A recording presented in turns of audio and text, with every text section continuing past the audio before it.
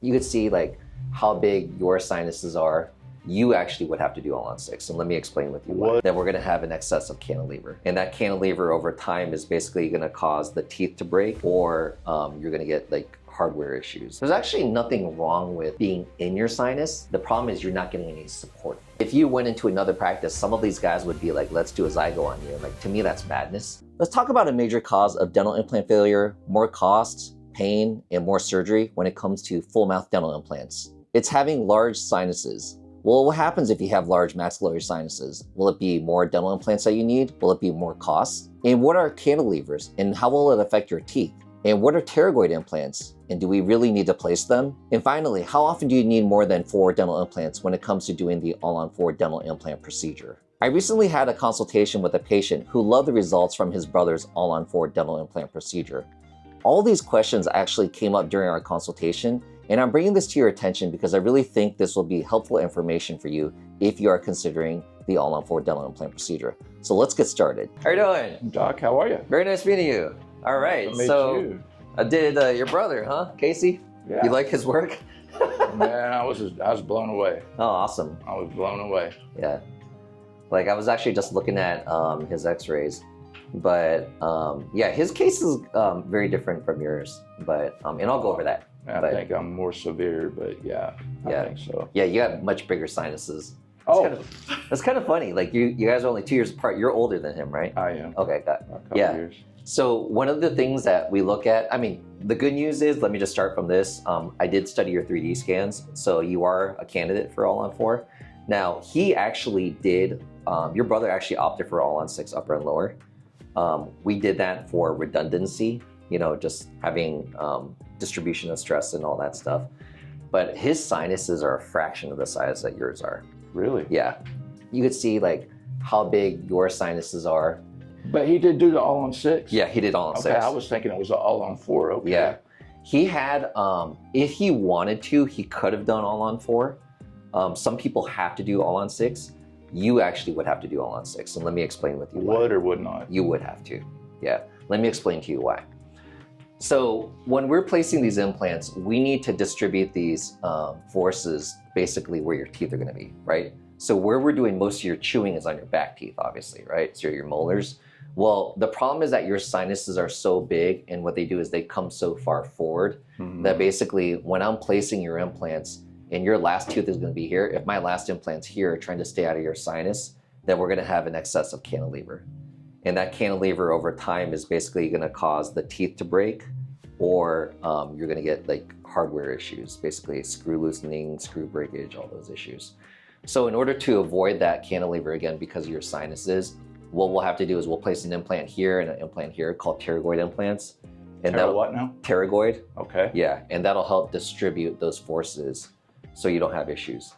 So it'll be 6 up here and 6 down here? No, on the bottom you can actually get it with 4. Okay. Yeah. Up top, again, your sinuses, just air-filled cavities, right? So we're not, you know, if we're trying to hang like something on the wall, and let's say our studs are only right here, but then, you know, if we have to extend that bar across the whole room, but the studs are only here, if I hang something really heavy off the edge, where the last support is here, 2 main things are going to happen. Whether you're going to, whatever bar that is, it's going to stress. Yeah, it's going to stress that bar. So maybe that bar can even break. And then the other issue is, let's say my last screw or hardware is like actually embedded in the stud right here. If I like was to simulate chewing motion, was like up and down and grinding action on it, that's like me going on that bar, hanging on it, doing all this stuff. What kind of damage am I going to do to the screw or the hardware that's, you know, supporting it? So same concept actually happens with dental implants, but they're not all-on-4. So. Gotcha. Well, that makes sense. And tell me again, so Casey could have done the 4, but he could actually done 4. He chose to do the 6. Yeah, he did 6. Okay. So why would people do 6 when they don't have to do 6? Is, well, they get redundancy, right? So God forbid anything ever happens with an implant, he has redundancy, right? So, and the other issue too is he can distribute those stresses amongst those 6 implants better than on 4 implants, right? So when you're biting down and you're putting all that force down on your jaws, you're gonna have that same amount of force distributed amongst more implants, means less force on each implant. Keep in mind that stress on the hardware is what's gonna cause any issues in the future, right? So you're young, you want to make sure that nothing goes wrong. So, and the good news is people think that like we end up charging a lot more. We actually just charge them cost for the actual hardware to do the 6 implant versus the 4 implants. So those 2 extra implants, we only charge you cost. So Not very much. yeah, I do it because I own the practice. I warranty my product. I'd rather, like, we can't predict on anybody what they're, you know, how hard they're going to bite down on things. Any parafunctional habits, people clenching or grinding their teeth, all these things. Certain factors come into play that can definitely affect, you know, the long-term prognosis of your teeth. So if I warranty it, I'm basically bringing that cost to a point where I think that, you know, just covering my costs, I encourage people to go with 6. I like redundancy, you know, so. That makes sense. And I know you said it's little. What is the actual price difference between that and the 4? $1,500 for $1,500? just for the 2 extra implants. Yeah. And that's $1,500, not 15 per? No, total. Oh. Yeah, $1,500 extra for those 2 extra implants. So that's actually, like I said, just cost. Because when you come in, I just literally finished an implant on a patient not like 30 minutes ago, and he paid $1,800 just for the implant. Yeah. So I've heard that's very, very, very, very expensive, and it is. Mm-hmm. So there's a part of me that is really in I don't know the best way to say it, panic mode, because I know I'm fixing to spend a lot of money. Mm-hmm. So it's something that I want to do. Yeah. It's something that's important to me, and I'm willing to see what we can get it done for. Yeah, I had a patient this morning who he had like severe periodontal disease, like so he's losing a lot of bone, and he wanted to get an estimate for a sinus lift and 2 individual implants plus the abutments and crowns on top of it. And I was like, man, like that makes no sense, because he would need gum surgery too and all these things. I was like, that treatment plan makes no sense. Is that bad? It was that bad. And so, like, you know, it's kind of like a similar situation with you where, yeah, you definitely do have some missing teeth, but the other teeth, for example, have huge cavities on them or broken down another big cavity, right? So short of going dentures, then it's like, okay, what plan makes sense? So unfortunately, a lot of times people will go get treatment plans. Like if you walked into another periodontist office, they're like, no, try to save your teeth. We're gonna place an implant here with a sinus lift, implant, sinus lift. And then like you look at it and you're paying the same amount. But the other problem is that you still have other teeth that are potentially going to give you issues in the next few years, right? Yeah. So I tell patients, I've been practicing, this is my 14th year of practice. 14? Yeah, 14th year of practice. So I see like patients who go with that approach. I see them every 12 months or 24 months, right? It's like another tooth broke off. Oh crap, I was eating a cracker and another tooth broke off. That's definitely one advantage of having this done. Yeah. You don't have to worry about that. If you do it right though, if you do it right, just like anything else in life, if it's not done right, then it's not going to deliver right. Yeah, you got a lot of issues on the other hand, on the other side of that. One of my primary concerns is my gum disease so bad that we couldn't do this? Yours is like, for example, that patient I was talking about, his is like way worse than yours, right? I don't even see how that's possible. Is that crazy? So what ends up like way worse. Yeah, really? Way worse. Yeah. I have patients that we've done all on 4 on and have had fantastic results for years. And their teeth, literally, they came in and their teeth are like this, right? They're moving when they're talking. Wow. And I had like, nobody, and I get it, right? So yeah. I've had tens of thousands of consultations with patients. Nobody wants, like, removing your teeth is traumatic. It's scary, right? So it's a scary thought. And I get it, right? I mean, if I had frostbite on my toes and like, the physician just says, well, you gotta cut them off. It was like easy for you to say. They're right? my toes. I know, exactly, right? So I 100% get that, right? But, so sometimes it's really hard to have that conversation with people, for them to be like, okay, this makes sense for me, let's do it. And then they do it, but then like once they do it, oh, by the way, with periodontal disease, when you take the teeth out, you're getting rid of the bacteria, right? I was thinking so. Yeah, so you get rid of the bacteria because the bacteria is residing on your roots, so you get rid of that. But you don't have to worry about periodontal disease and bone loss anymore in the future. Because as a periodontist, what do? I do lots of gum surgery, whether it's osteosurgery where we cut your gums and clean everything out, or we do our laser gum surgery. But we do those treatments. But unfortunately, a lot of times, like I tell patients, one of my things before they get involved with a process like that is I say, hey, listen, before we get involved with a process like this, I almost feel like I'm going to be talking to you like I'm like a gym coach or like a personal trainer. If I can work you out as hard as we can for an hour every day, But if you go home and eat whatever you want, or even after we're done with sessions, you just don't work out anymore, how good are your results going to be?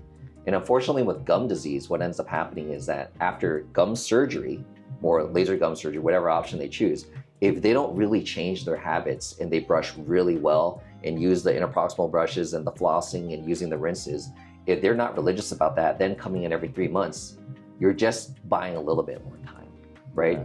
So I tell people, like, listen, I don't want to be a nag, but you're not really doing anything big for yourself. In essence, you're also potentially wasting money if you're not going to have some big habit changes after this. Sure. You know, so. Sure. No, I mean, there was a part of me that was hoping what you just said, you know, when we get these out, my gums will heal faster.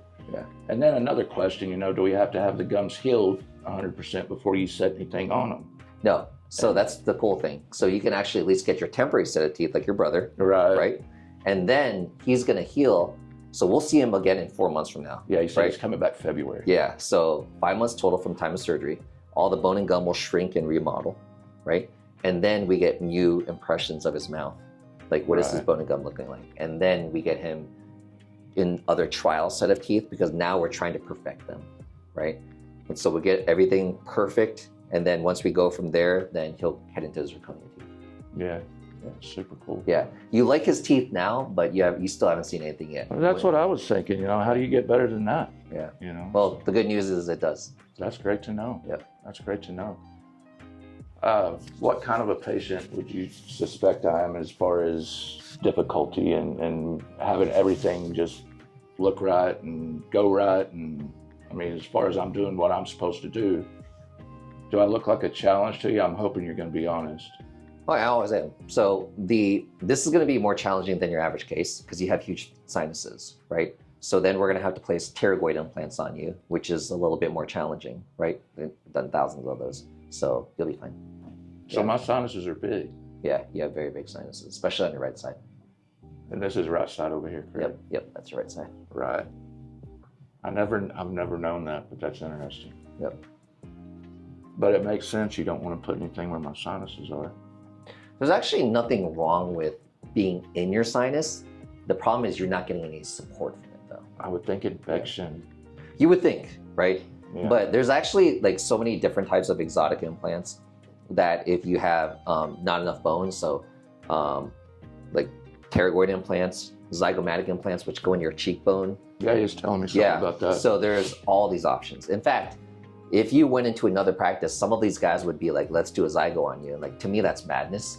That's like a last resort implant. So on a 40, how old are you? 44? Yeah, you're younger than me. Just turned 44. I would not do that in my own mouth, right? So we save that as like a last resort. There's so many other options. There's sinus lifting, there's pterygoid implants, there's, zygomatic implants. So many different options. Gotcha.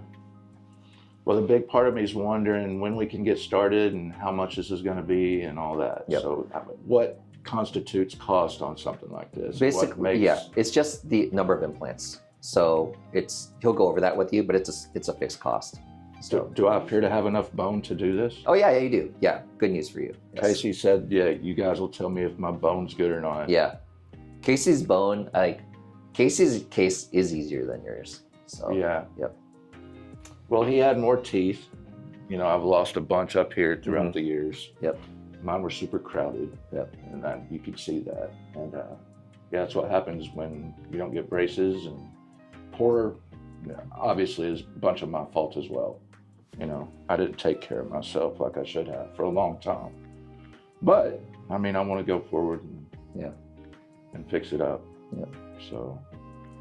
Is Casey loving his teeth? He is, man. Yeah. He's really, really loving them. Yeah. I don't think that there's anything he couldn't love about them. Yeah. They're very great. Yeah. They look really Well, we're nice. happy for him. Yeah, absolutely.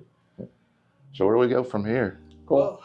Yep, Rodney will take care of you. He knows my schedule better than me. Yeah. Hey, Yep. man, I appreciate it. Yeah, of course. Very nice meeting you. Yeah, you too.